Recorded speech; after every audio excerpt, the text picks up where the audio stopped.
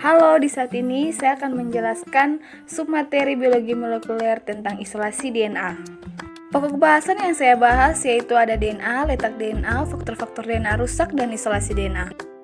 Yang pertama DNA. Apa itu DNA? DNA atau deoksiribonukleat acid adalah polimer asam nukleat yang tersusun secara sistematis dan merupakan pembawa informasi genetik yang diturunkan kepada jasad keturunannya. Yang kedua, letak DNA.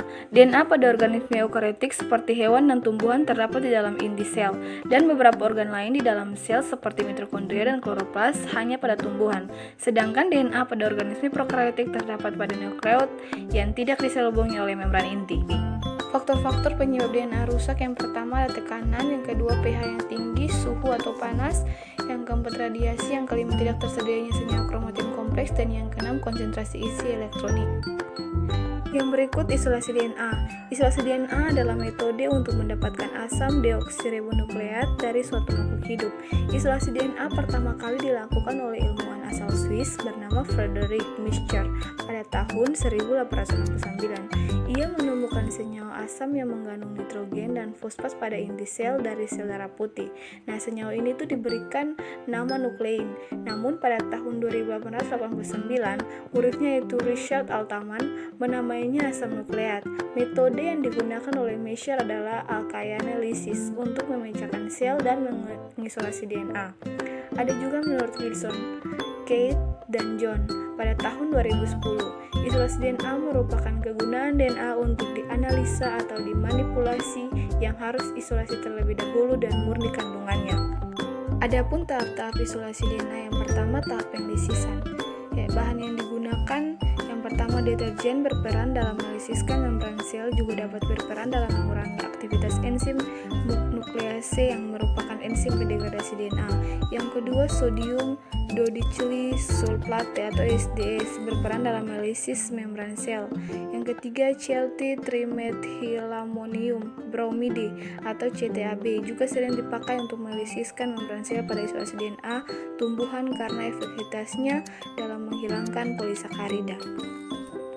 Penambahan deterjen itu dalam isolasi DNA dapat dilakukan karena deterjen dapat menyebabkan rusaknya membran sel melalui ikatan yang dibentuk melalui sisi hidrofobik.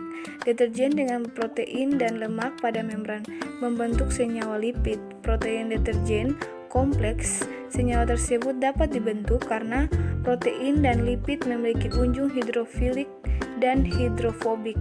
Demikian juga dengan deterjen sehingga dapat membentuk suatu ikatan kimia. Kemudian tahap yang kedua atau tahap sentrifugasi.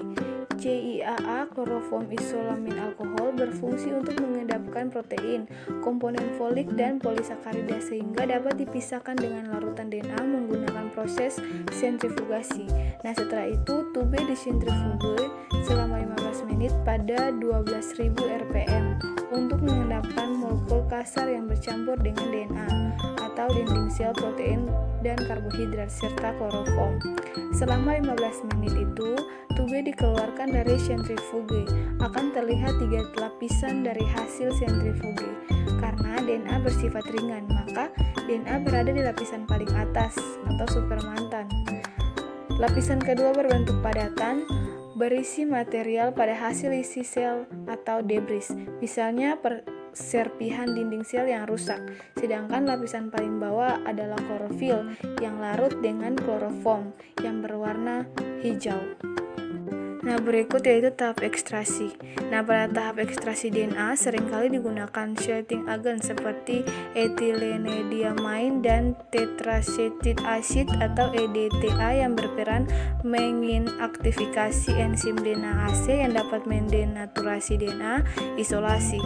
EDTA menginaktifikasi enzim nuklease dengan cara mengikat ion magnesium dan kalsium yang dibutuhkan sebagai kofaktor enzim DNase atau klorofil dan replet dengan cara dikocok berulang kali. Tahap yang keempat yaitu tahap purifikasi. Pemurnian DNA dari kontaminan protein digunakan enzim protease yaitu pronase atau protein ACK dan kontaminan RNA dengan menggunakan RNA-C. Bahan yang digunakan yang pertama penambahan RNA-C, bergunakan untuk menyingkirkan kontaminan RNA dan diinkubasi selama 10 menit pada suhu 65 derajat Celcius. Hal tersebut bertujuan untuk mengoptimalkan kerja enzim yang sangat dipengaruhi oleh temperatur. Yang kedua, pemurnian atau purifikasi DNA yang bertujuan untuk menghilangkan beberapa kontaminan seperti senyawa sekunder atau fenol, polisakarida, RNA, dan juga protein. Pemurnian dari kontaminan protein dan RNA dilakukan menggunakan senyawa kloroform, isoamilalkohol, asam asetat, dan enzim RNA-C.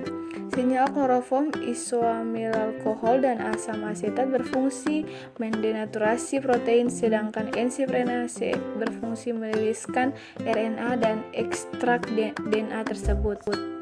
Tahap yang kelima yaitu tahap sentrifugasi. Nah, tahap selanjutnya yaitu tabung disentrifugasi kembali pada kecepatan 6000 rpm selama 15 menit. Hasil yang didapatkan yaitu berupa supermatan yang bening dan pelet atau endapan DNA murni. Yang berwarna putih terdapat pada dasar tabung dan penambahan senyawa etanol. Etanol memiliki sifat hidrolilik. Yang kemudian supranatan tersebut dibuang karena DNA berada pada bagian natan. DNA murni yang dihasilkan adalah DNA yang terbebas dari campuran material dan komponen intraseluler yang mengandung larutan kompleks berupa RNA, protein, lemak, dan karbohidrat. Tahap yang keenam adalah tahap presipitasi atau pemekatan. DNA dilakukan menggunakan isospropanol dingin yang bertujuan agar DNA tersebut mengendap atau mengumpul, sekaligus memisahkannya dari garam-garam mineral sisa CTAB.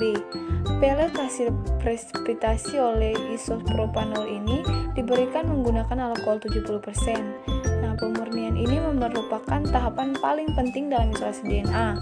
Karena bila ada kontaminan selain DNA, maka hasil isolasi DNA yang dilakukan dianggap gagal. Nah, kontaminasi ini dapat menurunkan kualitas DNA hasil isolasi dan mengakibatkan data yang didapatkan tidak valid. Sekian materi isolasi DNA dari saya, semoga bermanfaat.